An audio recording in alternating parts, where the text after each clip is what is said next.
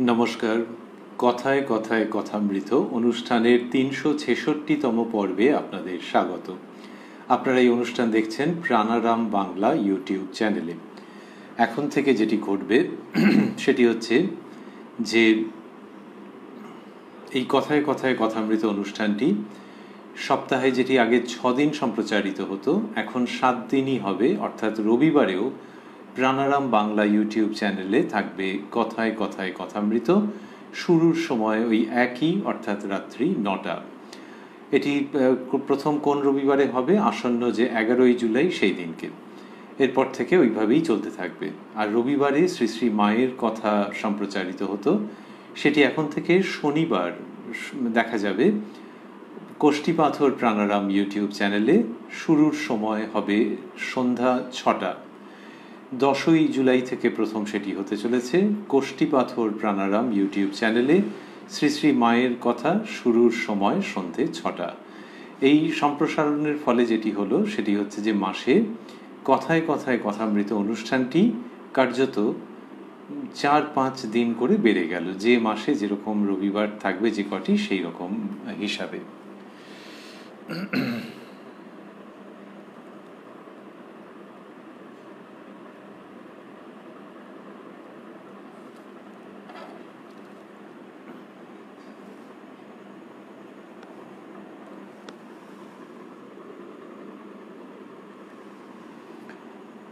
আমরা আজকে প্রবেশ করব শ্রী শ্রী রামকৃষ্ণ কথামৃততে নতুন একটি দিনে, এবং দেখব নতুন চরিত্র আসছে, একটি গ্রন্থ পাঠ হচ্ছে, এবং শ্রীরামকৃষ্ণের অমৃত কথা নতুনভাবে যেন আমরা পাচ্ছি। প্রবেশ করব শ্রী শ্রী রামকৃষ্ণ কথামৃততে, যার সূচনায় কথামৃতকার শ্রীযুক্ত মহেন্দ্রনাথ গুপ্ত বা শ্রীম বা মাস্টার মহাশয় উদ্ধৃত করেছেন, তব কথামৃতং তপ্ত জীবনং কবিভিরীড়িতং কল্মষাপহং শ্রবণমঙ্গলং শ্রীমদাততং ভুবি গৃণন্তি ये ভূরিদা জনাঃ। আজ শনিবার ২৭শে ডিসেম্বর ১৮৮৪ খ্রিস্টাব্দ, ১৩ই পৌষ শুক্লা সপ্তমী তিথি। যীশুখ্রিস্টের জন্ম উপলক্ষে ভক্তদের অবসর হইয়াছে। অনেকে ঠাকুর শ্রীরামকৃষ্ণকে দেখিতে আসিয়াছেন। সকালেই অনেকে উপস্থিত হইয়াছেন। মাস্টার ও প্রসন্ন আসিয়া দেখিলেন ঠাকুর তাঁহার ঘরে দক্ষিণ দিকের দালানে রহিয়াছেন। তাঁহারা আসিয়া তাঁহার চরণ বন্দনা করিলেন। দক্ষিণ দিকের দালান মানে ওই ঠাকুর শ্রীরামকৃষ্ণের ঘর থেকে মা কালীর মন্দিরের দিকে যেতে যে টানা বারান্দা। তো মাস্টারমশাই এটি লিখছেন যে যীশুখ্রিস্টের জন্ম উপলক্ষে ভক্তদের অবসর হইয়াছে। ২৭শে ডিসেম্বর, তো তার মানে ২৫শে ডিসেম্বরের খুব কাছাকাছি একটি দিন, এবং শনিবার, তো সব মিলিয়ে ছুটির দিন। তো সেইটি হয়েছে, এরা সব এসেছেন। আর কে বললেন যে মাস্টার ও প্রসন্ন আসিয়া দেখিলেন ঠাকুর তাহার ঘরে দক্ষিণ দিকের দালানে রহিয়াছেন। এই যে তিনি লিখছেন প্রসন্ন, তার মানে ইনি শ্রীযুক্ত সারদা প্রসন্ন, উত্তরকালে যিনি শ্রীমৎ স্বামী ত্রিগুণাতীতানন্দজি। সারদা প্রসন্ন মহারাজ তিনি এই সময়ে আসছেন, এবং এটি প্রথমবারে আসা, এই কথা মাস্টারমশাই লিখবেন। এবং সারদা প্রসন্ন মাস্টার মহাশয়ের প্রত্যক্ষ ছাত্রও ছিলেন। পরীক্ষায় আশানুরূপ ফল হয়নি, একটা অদ্ভুত কারণে ফল খারাপ হয়েছিল। তো সেই জন্যে মন খারাপ ছিল সারদা প্রসন্নের, খুব মেধাবী ছাত্র। এই রকম সময়েই মাস্টারমশাই তাঁকে নিয়ে আসেন দক্ষিণেশ্বরে ঠাকুরের কাছে। তাহলে এটি ২৭শে ডিসেম্বর ১৮৮৪ মাস্টারমশাই তাঁকে নিয়ে এসেছেন। সেইটি এরকমভাবে লিখছেন যে মাস্টার ও প্রসন্ন আসিয়া দেখিলেন। এই প্রসন্ন যে মাস্টারমশাইয়ের ছাত্র, এই কথা তো আর তিনি লিখবেন না, কিন্তু ইতিহাস থেকে জানা যাচ্ছে, ঠাকুরের জীবন কথা থেকে জানা যাচ্ছে, তাহারা আসিয়া তাহার চরণ বন্দনা করিলেন। মাস্টারমশাই এবং শ্রীযুক্ত সারদা প্রসন্ন এই দুজনে এসে ঠাকুরের শ্রীচরণ পুজো করলেন।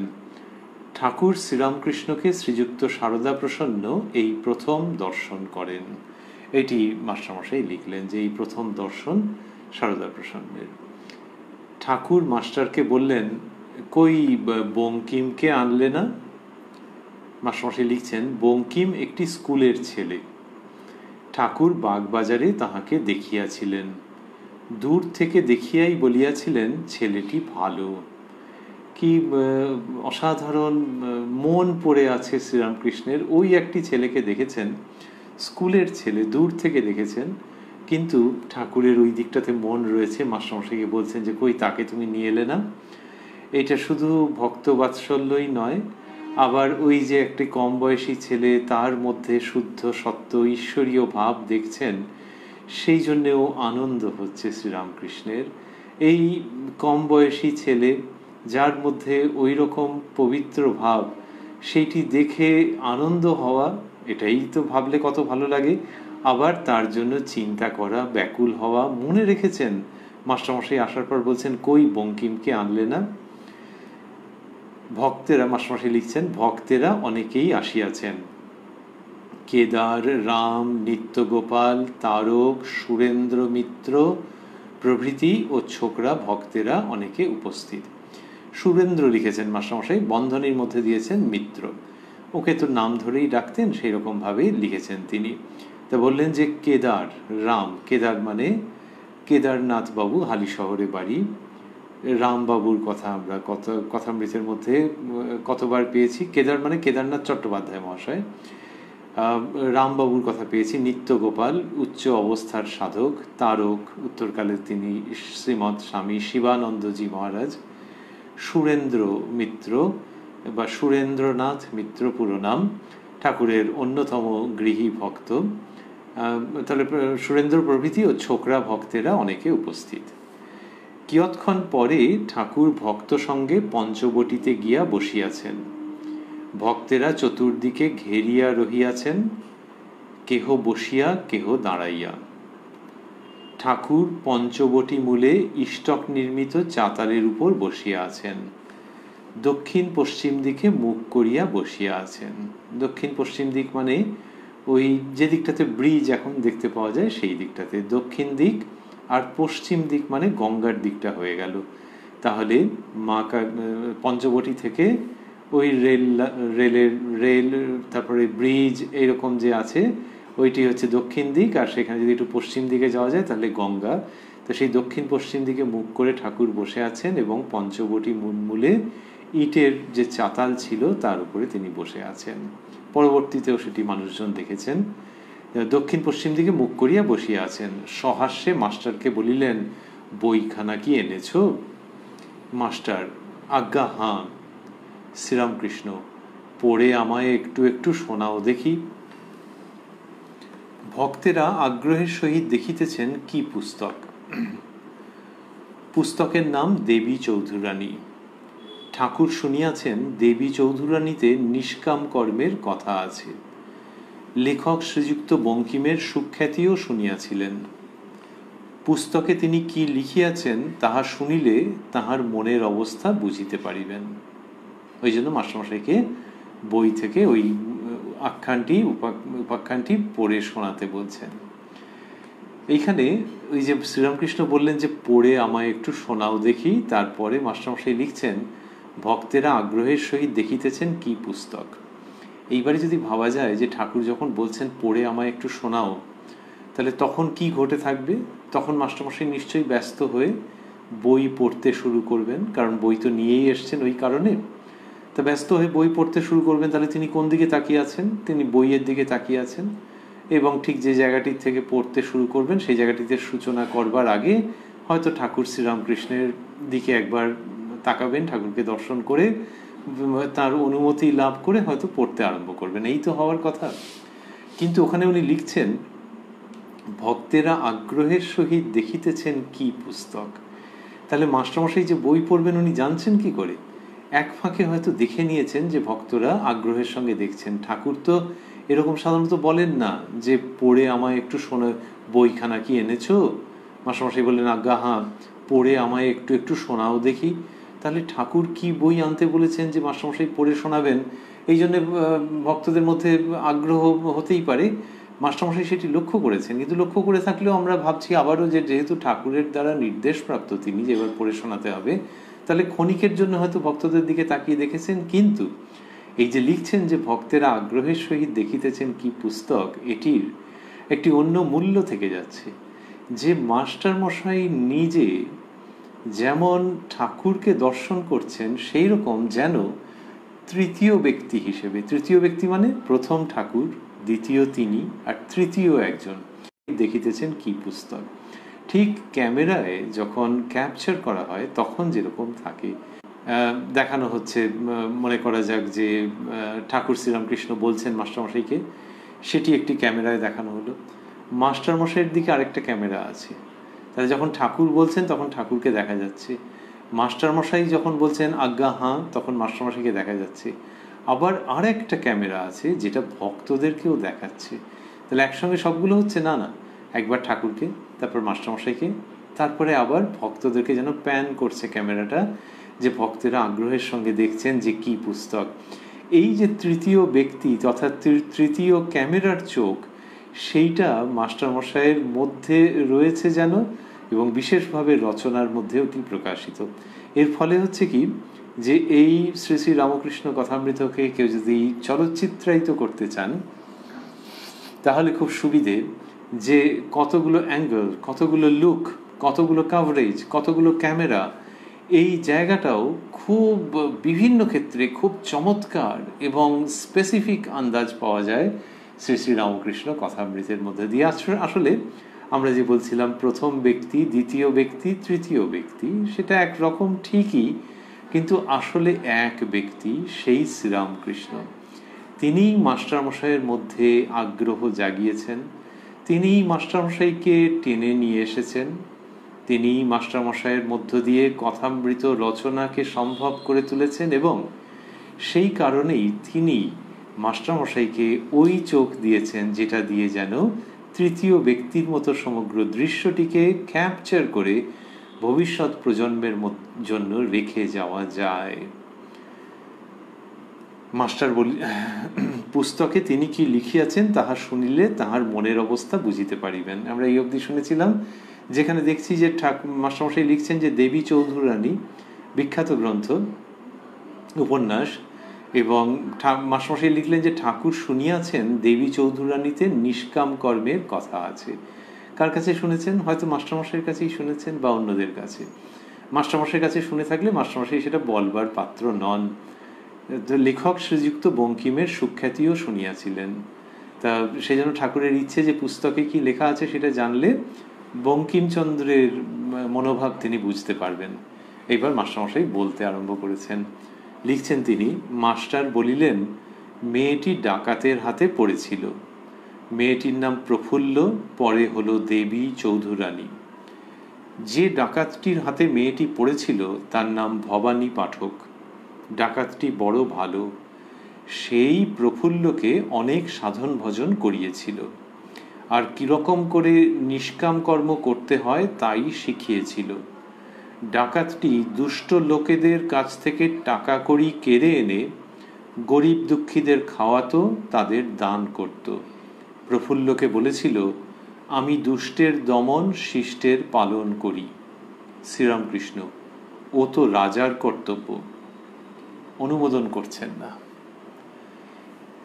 এই যে অন্যের পয়সা কেড়ে নিয়ে এসে, টাকা কড়ি কেড়ে নিয়ে এসে গরিব দুঃখীদের খাওয়ানো, এখানে একটা আপত্তি হতে পারত যে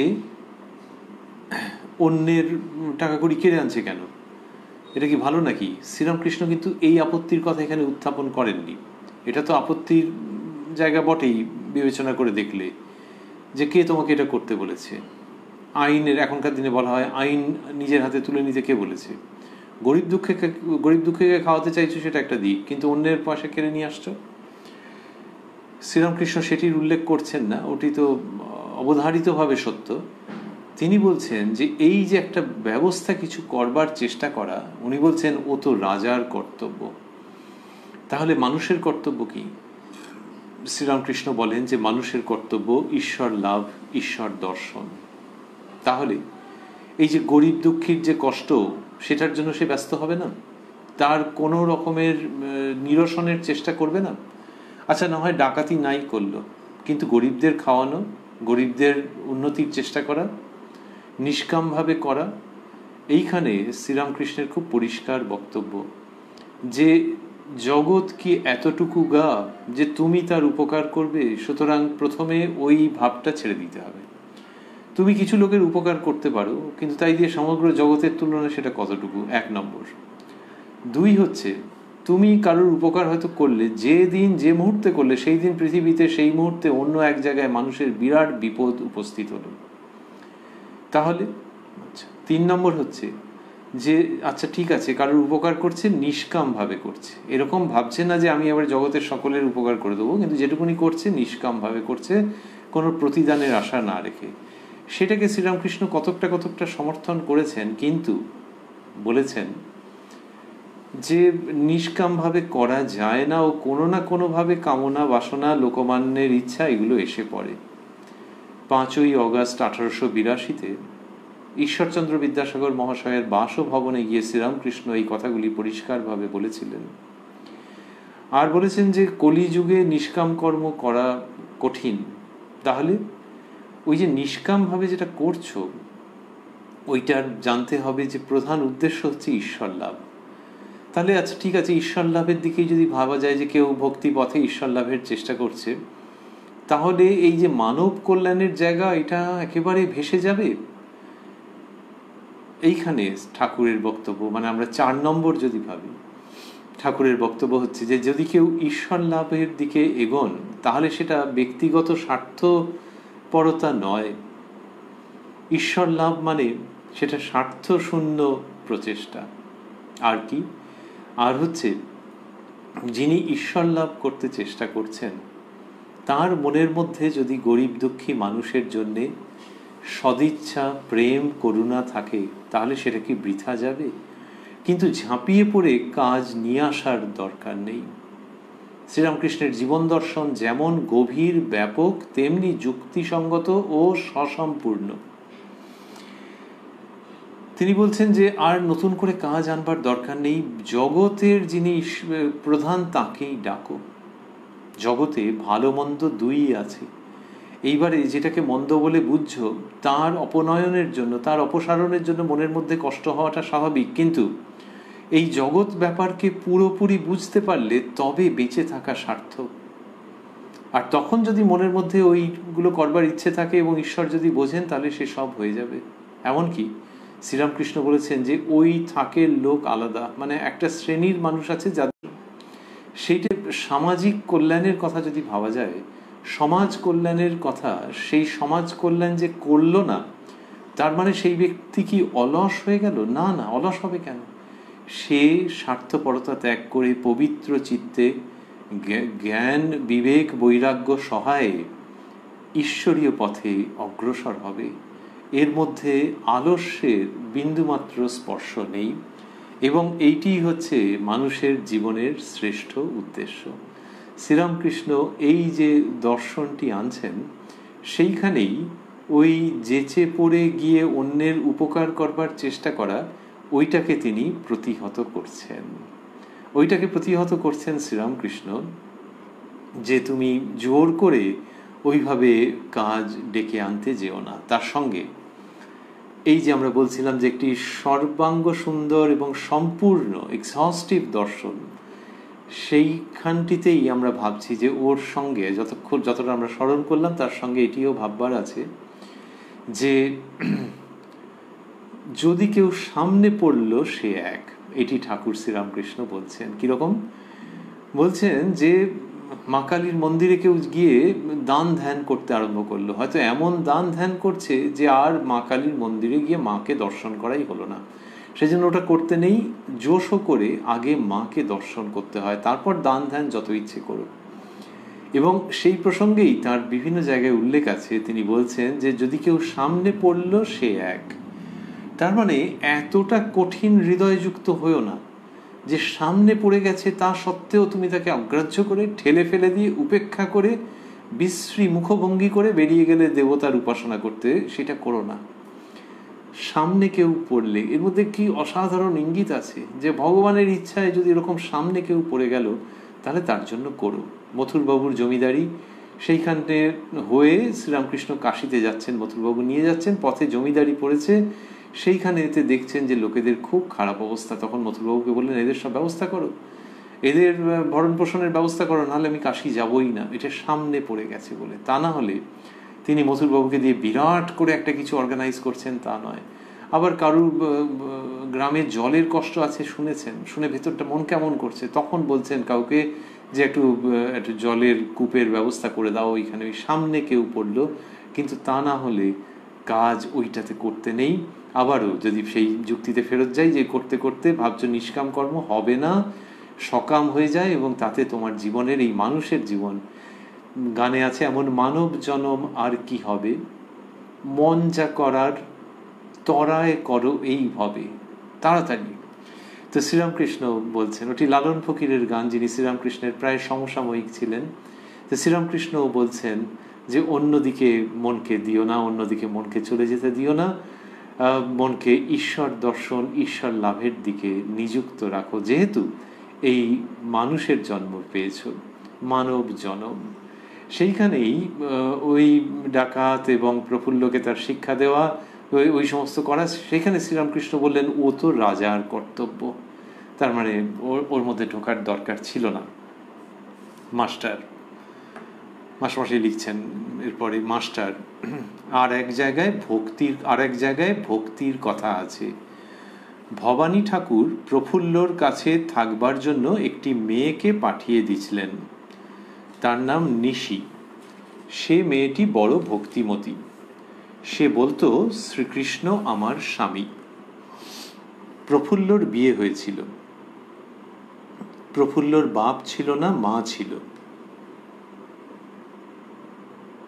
মিছে একটা বদনাম তুলে পাড়ার লোকে ওদের এক ঘরে করে দিছিল। তাই শ্বশুর প্রফুল্লকে বাড়িতে নিয়ে যায় নাই। ছেলের আরো দুটি বিয়ে দিছিল। প্রফুল্লর কিন্তু স্বামীর উপর বড় ভালোবাসা ছিল। এইখানটা শুনলে বেশ বুঝতে পারা যাবে বলে ঠাকুরকে পড়ে শোনাচ্ছেন মাস্টারমশাই। লিখছেন, নিশি, আমি তাহার কন্যা, তিনি আমার পিতা। তাহার, মাস্টারমশাই বন্ধনীর মধ্যে লিখেছেন ভবানী ঠাকুরের, আমি তাহার কন্যা, তিনি আমার পিতা। তিনিও আমাকে এক প্রকার সম্প্রদান করিয়াছেন। প্রফুল্ল এক প্রকার কি? নিশি সর্বস্ব শ্রীকৃষ্ণে। প্রফুল্ল সে কিরকম? নিশি রূপ যৌবন প্রাণ। প্রফুল্ল তিনিই তোমার স্বামী? নিশি হাঁ, কেননা যিনি সম্পূর্ণরূপে আমাতে অধিকারী তিনিই আমার স্বামী। প্রফুল্ল দীর্ঘ নিঃশ্বাস ত্যাগ করিয়া বলিল, বলিতে পারি না। কখনো স্বামী দেখো নাই তাই বলিতেছ। স্বামী দেখিলে কখনো শ্রীকৃষ্ণে মন উঠিত না। মূর্খ ব্রজেশ্বর এত জানিত না। ব্রজেশ্বর বন্ধনীর মধ্যে লেখা আছে প্রফুল্লের স্বামী। বয়স্যা বলিল, শ্রীকৃষ্ণের সকল মেয়েরই মন উঠিতে পারে, কেননা তাঁর রূপ অনন্ত, যৌবন অনন্ত, ঐশ্বর্য অনন্ত। এ যুবতী ভবানী ঠাকুরের চেলা, কিন্তু প্রফুল্ল নিরক্ষর, এ কথার উত্তর দিতে পারিল না। হিন্দু ধর্ম প্রণেতারা উত্তর জানিতেন। বঙ্কিমচন্দ্রের লেখা চলছে, ঈশ্বর অনন্ত জানি, কিন্তু অনন্তকে ক্ষুদ্র হৃদয় পিঞ্জরে পুরিতে পারি না, কিন্তু শান্তকে পারি। অনন্তের বিপরীত শান্ত, সযুক্ত অন্ত, দন্তস্বয় দিয়ে শান্ত। তাই অনন্ত জগদীশ্বর হিন্দুর হৃৎপিঞ্জরে শান্ত শ্রীকৃষ্ণ। স্বামী আরো পরিষ্কার রূপে শান্ত। এই জন্য প্রেম পবিত্র হইলে স্বামী ঈশ্বরে আরোহণের প্রথম সোপান। তাই হিন্দু মেয়ের পতিই দেবতা। অন্য সব সমাজ হিন্দু সমাজের কাছে এই অংশে নিকৃষ্ট। প্রফুল্ল মূর্খ মেয়ে, কিছু বুঝিতে পারিল না। বলিল, আমি অত কথা ভাই বুঝিতে পারি না, তোমার নামটি কি, এখনো তো বলিলে না?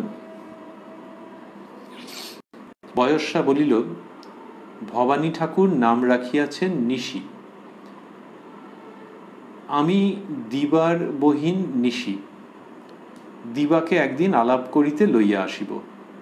কিন্তু যা বলিতেছিলাম শোনো, ঈশ্বরই পরম স্বামী, স্ত্রীলোকের পতি দেবতা, শ্রীকৃষ্ণ সকলের দেবতা। দুটো দেবতা কেন ভাই? দুই ঈশ্বর। এ ক্ষুদ্র প্রাণের ক্ষুদ্র ভক্তিটুকুকে দুই ভাগ করিলে কতটুকু থাকে? প্রফুল্ল, দূর, মেয়ে মানুষের ভক্তির কি শেষ আছে? নিশি, মেয়ে মানুষের ভালোবাসার শেষ নাই। ভক্তি এক, ভালোবাসা আর। এগুলো মাস্টারমশাই পড়ছিলেন বই থেকে, এবার তিনি নিজে আবার একটুখানি মন্তব্য করেছেন। লিখছেন, মাস্টার, ভবানী ঠাকুর প্রফুল্লকে সাধন আরম্ভ করালেন। প্রথম বৎসর ভবানী ঠাকুর প্রফুল্লের বাড়িতে কোনো পুরুষকে যাইতে দিতেন না, বা তাহাকে বাড়ির বাহিরে কোনো পুরুষের সঙ্গে আলাপ করিতে দিতেন না। দ্বিতীয় বৎসর আলাপ পক্ষে নিষেধ রহিত করিলেন। কিন্তু তাহার বাড়িতে কোনো পুরুষকে যাইতে দিতেন না। পরে তৃতীয় বৎসরে যখন প্রফুল্ল মাথা মুড়াইল, তখন ভবানী ঠাকুর বাছা বাছা শিষ্য সঙ্গে লইয়া প্রফুল্লের নিকটে যাইতেন। প্রফুল্ল ন্যাড়া মাথায় অবনত মুখে তাহাদের সঙ্গে শাস্ত্রীয় আলাপ করিত। তারপর প্রফুল্লের বিদ্যা শিক্ষা আরম্ভ। ব্যাকরণ পড়া হল, রঘু, কুমার, নৈষদ, শকুন্তলা, একটু সাংখ্য, একটু বেদান্ত, একটু ন্যায়। তাহলে ভবানী ঠাকুর এইভাবে প্রফুল্লকে গড়ে তুলছেন। এটি উপন্যাসে আছে তো। শ্রীরামকৃষ্ণ এই জায়গাটাতে আটকাবেন, একটুখানি ইন্টারাপ্ট করবেন, যে এই যে বলা হলো যে তারপর প্রফুল্লের বিদ্যা শিক্ষা আরম্ভ, ব্যাকরণ পড়া হলো, এই সমস্ত নানান রকম, একটু সাংখ্য, একটু বেদান্ত, একটু ন্যায়। তারপরেই মাস্টারমশাই লিখছেন, শ্রীরামকৃষ্ণ, এর মানে কি জানো? না পড়লে শুনলে জ্ঞান হয় না। যে লিখেছে এসব লোকের এই মত। এরা ভাবে আগে লেখাপড়া, তারপর ঈশ্বর। ঈশ্বরকে জানতে হলে লেখাপড়া চাই। কিন্তু যদু মল্লিকের সঙ্গে যদি আলাপ করতে হয়, তাহলে তার কখানা বাড়ি, কত টাকা, কত কোম্পানির কাগজ, এসব আগে আমার অত খবরে কাজ কি? জোশও করে, স্তব করেই হোক, দারবানদের ধাক্কা খেয়েই হোক, কোনো মতে বাড়ির ভিতর ঢুকে যদু মল্লিকের সঙ্গে আলাপ করতে হয়। আর যদি টাকা করি ঐশ্বর্যের খবর জানতে ইচ্ছা হয়, তখন যদু মল্লিককে জিজ্ঞাসা করলেই হয়ে যাবে। খুব সহজে হয়ে যাবে। আগে রাম, তারপর রামের ঐশ্বর্য জগৎ। তাই বাল্মীকি রা মন্ত্র জপ করেছিলেন। অর্থাৎ ঈশ্বর, তারপর রা অর্থাৎ জগৎ, তার ঐশ্বর্য। ভক্তেরা অবাক হইয়া ঠাকুরের কথামৃত পান করিতেছেন। ওই যে ভবানী ঠাকুর ওই প্রফুল্লের লেখার পড়ার ব্যবস্থা করছেন, এটি যে বঙ্কিমচন্দ্র লিখছেন, সেইখানে শ্রীরামকৃষ্ণ ইন্টারাপ্ট করে বলছেন যে এদের মত হচ্ছে যে বইপত্র পড়লে তারপরে সব জ্ঞান হবে। কিন্তু সেরকম কেন? বইপত্র পড়ে জ্ঞান হওয়া এটা কিরকম জানো? ওই যে যদু মল্লিকের সঙ্গে যদি আলাপ করতে হয়, তাহলে তার আগে যদি তার কখানা বাড়ি, কখানা কোম্পানির কাগজ, কত কোম্পানির কাগজ, এইসব যদি কেউ ভাবতে যায়, তাহলে তো মহা মুশকিল। আগে জোরশো করে আলাপ করতে হবে, তো দরবানদের ধাক্কা খেয়ে হলেও আলাপ করতে হবে। সেই রকম ঈশ্বরের সঙ্গে আগে যাহক করে আলাপ করতে হবে। যাহক করে মানে এটি শ্রীরামকৃষ্ণ শিখিয়েছেন। তো কিরকম শিখিয়েছেন? তিনি বলেছেন যে ভগবান আছেন এটি বিশ্বাস করে নিয়ে তাকে ডাকা। কে ডাকবে? যার বিশ্বাস নেই। তার উত্তর হচ্ছে যে যার বিশ্বাস নেই সে তো বইও পড়বে না। তাহলে বই যে পড়ছে তার মানেই হচ্ছে যে তার একটা সৎ উদ্দেশ্য আছে, একটা প্রত্যয় আছে, একটা বিশ্বাস যে তাকে পাওয়া যাবে। এই রকম মানুষকে নিয়েই কথা। যার ওই বিশ্বাসটা জাগেনি তাকে নিয়ে এখানে কথা নয়, তার হয়তো পরে হবে। কিন্তু যার ওই বিশ্বাস জেগেছে এবং সন্ধান করছে, মনোযোগ দিচ্ছে, আত্মনিয়োগ করছে, সে কি করবে? সে তিনি আছেন এটি গভীরভাবে ধরে নিয়ে তাকে ডাকতে আরম্ভ করবে, বিচার বৈরাগ্য ধারণ করবে যে জগতে কোনটি নিত্য কোনটি অনিত্য, অর্থাৎ কোনটি থাকবে কোনটি থাকবে না। এই বিচার করতে করতে তাকে ডাকবে। আচ্ছা, তাকে ডাকবে, তার সম্বন্ধে তো জানা নেই, ওইগুলোই তো বইতে লেখা আছে। বলে কে বইতে লেখা আছে বলে তোমায় আটকাচ্ছে? তার সঙ্গে তোমার নিত্য সম্পর্ক, সেটা কি বই পড়ে আবার জানতে হবে? শ্রীরামকৃষ্ণ বইকে খাটো করছেন না, কিন্তু এ যুগের জন্য বিশেষভাবে এই পথটিকে বলছেন। এমনিতেও এটা ভক্তির ধারা, যে যখন রামচন্দ্রকে কেউ ডাকছেন, শ্রীকৃষ্ণকে ডাকছেন, বাল গোপালকে ভালোবাসছেন, তাকে হৃদয়ের মধ্যে গ্রহণ করতে চাইছেন, ছাড়তে চাইছেন না, তখন কি তার পুরো শ্রীমদ্ ভগবদ্ গীতা কণ্ঠস্থ থাকতে হবে? রামায়ণ শ্লোক সব জানতে হবে? তা কেন? তিনি আছেন এইটি গভীরভাবে জেনে তাকে ডাকবে, ওইটার মাধ্যমে যেতে হবে কেন? এইটা শ্রীরামকৃষ্ণ বিশেষভাবে এইখানটাতে মনোযোগ আকর্ষণ করছেন, এই যে ভক্তির সহজ এবং সরাসরি পথ। সহজ মানে একেবারে সহজ শুয়ে বসে হবে তা নয়, কিন্তু গ্রন্থের মাধ্যমে কেন এইটিকে তিনি আনছেন।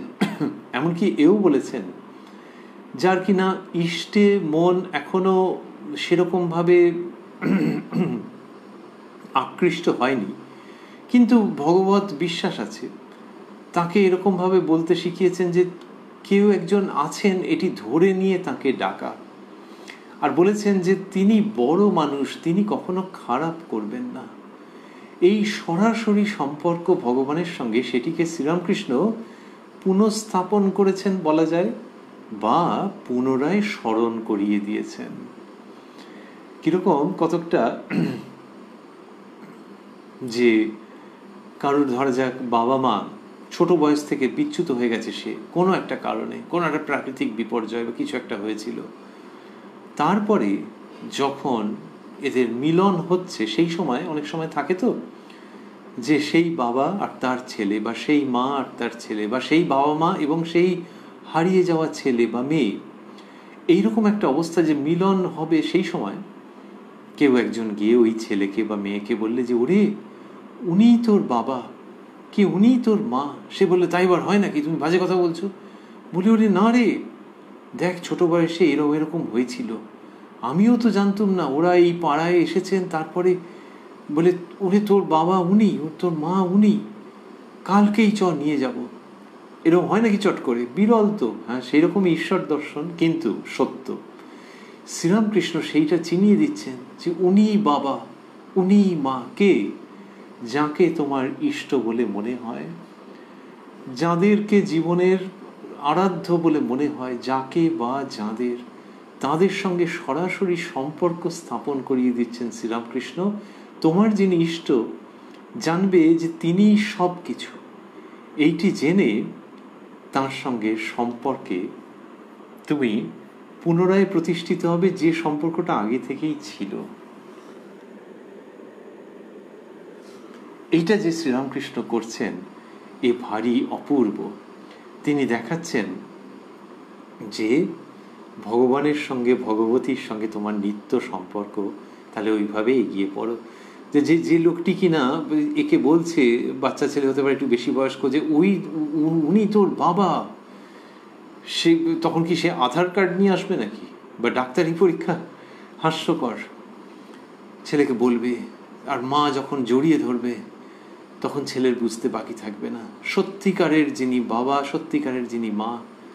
তেমনি ঈশ্বরের দিকে যখন এগিয়ে যাবে জীব, এবং যখন তার নৈকট্য অনুভব করতে আরম্ভ করবে, তখন বুঝবে যে হ্যাঁ, তার সঙ্গেই নিত্য সম্পর্ক। এই সম্পর্কই সবচেয়ে গভীর, এই সম্পর্ক সবচেয়ে আন্তরিক, এই সম্পর্ক সবচেয়ে তীব্র। আর হ্যাঁ, জাগতিক সম্পর্ক যেগুলো দেখা যাচ্ছে, সেগুলোর মধ্যে এরাই রয়েছেন, এরাই ভিন্ন ভিন্নভাবে প্রকাশিত হচ্ছেন, কিন্তু এরাই সব, বা ইনিই সব। সেইটা যখন হবে, তখন তার মধ্যে শাস্ত্র, ওদের গুণগান যেখানে লেখা আছে, ওইগুলোকে আগে ভেবে কি হবে, পরে তুমি অধ্যয়ন করলে ঠিক আছে। তো এইটা শ্রীরামকৃষ্ণ বিশেষভাবে নিয়ে আসছেন ইষ্টের সঙ্গে, দেবদেবীর সঙ্গে সরাসরি সম্পর্ক, যেটা তোমার নিজের ব্যক্তিগত মৌলিক অধিকার। তাহলে তো ব্যস্ত হচ্ছে না কেন? ওই যে ব্যবধান হয়ে গেছে, বাবা মায়ের সঙ্গে বিযুক্ত হয়ে গেছে, হয়তো ছোট বয়সে সেই ছেলে তো, তারপরে মানতে চাইছে না যে ওই লোকটা, ওই ভদ্রমহিলা, বাবা মা মানতে চাইছে না, কারণ বিযুক্ত হয়ে আছে। তো তেমনি জন্ম জন্মান্তরের সংস্কারের জন্যে ভক্ত ঈশ্বরের থেকে সেপারেটেড হয়ে গেছে, কিন্তু সেটা চিরকালের নয়, রিউনাইটেড হয়ে যাবে। এই পুনর্মিলন হবে। সেই পুনর্মিলনের সেই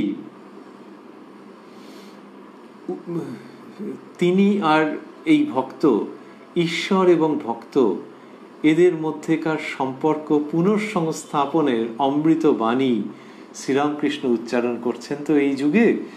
সেই জন্য তিনি ওই জায়গাটা অনুমোদন করছেন না, একেবারেই না করে বলছেন যে তাকে পাওয়ার জন্য ব্যস্ত হও, তাকে পাওয়ার জন্য প্রযত্ন করো, এই শাস্ত্র পড়ে টড়ে যেটা করছো এটা করতে যেও না।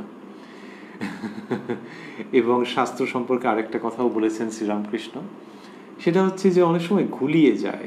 বলেছেন যে পুকুরের জল ওপর ওপর খেয়ে নাও, খুব ভালো, কিন্তু যদি ঘোলাতে থাকো তাঁরই ভাষা, তাহলে পাঁক উঠবে। যে কোনো পুকুরেই পাঁক থাকে সাধারণত, পাঁক ছাড়া কি হয়? তো আর সেকালের দেশ গায়ের উদাহরণ তো আরোই বোঝা যাচ্ছে। ওপর ওপর খেয়ে নিলে ব্যাস তোমার তৃষ্ণা নিবারণ হয়ে গেল। কিন্তু যদি ভাবো যে না, এই পুকুরটা কি আমায় জানতে হবে, এই ঘেঁটে ঘুঁটে দেখতে হবে, 10-12 জন লোককে লাগিয়ে দিলে ব্যাস হয়ে গেল তোমার জল খাওয়া। শাস্ত্র সেই রকম। তাহলে শাস্ত্রের মধ্যে থেকে কি ওই রকম উঠবে নাকি? শাস্ত্র যদি কেউ পাঠ করতে আরম্ভ করেন খুব, তাহলে হতে পারে কি নানান রকম জিনিস উঠে আসতে পারে। কারণ শাস্ত্রে তো এক ভাবের কথা যে আছে তা নয়, বা একটি কোনো ভাবের কথাও যদি কেউ পড়তে আরম্ভ করেন, তখনও দেখা যাবে কি যে সেখানে এমন এমন আসবে কথা, কারো না কারোর রচনা তো, যেটা হয়তো এই ব্যক্তির সঙ্গে পুরোপুরি মিলবে না। কবিতা ও তার মানে বইয়ের মতো কতকটা। মানে বই যিনি লিখছেন তিনি হয়তো খুব বড় পণ্ডিত মশাই, কত বড় বড় শিক্ষক শিক্ষিকা লিখে থাকেন, কিন্তু মুশকিল হচ্ছে কেউ যদি মানে বই ধরে এগোতে যায়, তাহলে যিনি লিখেছেন তার যে মনোভাব সেটির দ্বারা প্রভাবিত হয়ে পড়বেন। অথচ কবিতার অনন্ত ব্যঞ্জনা থাকে, কালোত্তীর্ণ কবিতার অনন্ত ব্যঞ্জনা, অনন্ত তাৎপর্য। তুমি মানে বইয়ের মধ্য দিয়ে যেতে গিয়ে কি হলো, তোমার মনটা একভাবে প্রভাবিত হয়ে গেল এবং তুমি কবিতার হয়তো মানে বুঝলে, কিন্তু কবিতাটাকে পেলে না। এই যেটা সেই রকম ঈশ্বরীয় ভাবের যে অধ্যাত্ম কাব্য, সেটা একটু হাতছাড়া হয়ে যাবে যদি শাস্ত্র অধ্যয়নের মধ্যে আগেই ঢুকে পড়ো। এই হচ্ছে শ্রীরামকৃষ্ণের বাণীর অসামান্য গভীর দিক। ওই যে কেউ যদি দ্বৈতভাবে থাকেন এবং সেই দ্বৈতভাবেরই একটি প্রকরণ গ্রন্থ পাঠ করতে আরম্ভ করেন, তখন ওই মুশকিল যে সেটি যিনি প্রণয়ন করেছেন তার দ্বারা তুমি প্রভাবিত হয়ে যেতে আরম্ভ করলে। তাই ওইটা আগে ধরতে হবে। তবু প্রশ্ন থাকতে পারে যে একটা কবিতা একজন পড়েই মানে বুঝে যাবে, কখনো হয়? কত কবিতা আছে শক্ত কবিতা, বিদেশি ভাষার ছেড়েই দিলাম, নিজের মাতৃভাষারই কবিতা আছে শক্ত, একটু ধরিয়ে না দিলে বোঝা যাবে না। শ্রীরামকৃষ্ণ বলছেন এখানে দুটি কথা। একটি হচ্ছে যে ওই আমরা বলছিলাম অধ্যাত্ম কাব্য, কিন্তু এই অধ্যাত্ম কাব্যটা কার সঙ্গে? নিজের জনের সঙ্গে। নিজের বাবা কি মা, কি বন্ধু, কি সন্তান। সন্তান কোথা থেকে এলো? ওই যে বাল গোপাল। তাহলে বিভিন্ন রকম ভাব আছে তো। ব্রজের রাখালকে কারুর নিজের সখা মনে হচ্ছে। তো এই যে বিভিন্ন রকম ভাব, এইটা বোঝানোর জন্য কিন্তু আরোই অন্য কারুর দরকার লাগে না। তাহলে তোমার যার প্রতি একটুও কৌতূহল তৈরি হয়েছে, ভক্তির কথা না হয় নাই ভাবা গেল, সেখানে যদি ভাবো যে তাকে কিরকম বলে মনে হচ্ছে, ব্যাস ওইটি ধরে ধরে এগিয়ে যাও, আর কারোর সাহায্য লাগবে না। সেই জন্য শ্রীরামকৃষ্ণের এই উক্তি। আর হচ্ছে যে যদি সাহায্য লাগে মনে হয় একটু জেনে নেওয়ার, যার গুরুকরণ হয়ে গেছে সে গুরু মুখে জেনে নেবে, আর যার কিনা মনে হচ্ছে যে একটু গ্রন্থ পড়ি, ঠিক আছে একটুখানি পড়ে তারপর ডুব দাও। শ্রীরামকৃষ্ণ বলছেন যে একখানা চিঠি একজন লিখে পাঠিয়েছিল আরেকজনের কাছে, সেই চিঠিতে লেখা আছে যে 5খানা কাপড় আর 1 সের সন্দেশ পাঠাইবা। চিঠিটা পাওয়া যাচ্ছিল না, তারপর খোঁজ খোঁজ খোঁজ খোঁজ যখন খুঁজে পাওয়া গেল, পেয়ে দেখলো ওইগুলো, ব্যাস তখন চিঠিটা ফেলে দিল, এখন ওইগুলোকে সন্ধান করলেই হয়। চিঠিটা ফেলে দিল, যে আর চিঠির মধ্যে থাকাটা তো হাস্যকর। ওর মধ্যে কি তুমি পাবে নাকি? কাপড় পাবে না সন্দেশ পাবে? তেমনি যদি দরকার হয় শাস্ত্রকে ওইটুকুনি তুমি সাহায্য নাও, নিয়ে এইবার সন্ধান করতে আরম্ভ করো। সন্ধান, তারই অন্য নাম সাধনা। নিজের ভেতরে গভীরে ডুব দাও। ওই যে 5খানা কাপড় আর 1 সের সন্দেশ কোথায় পাওয়া যাবে?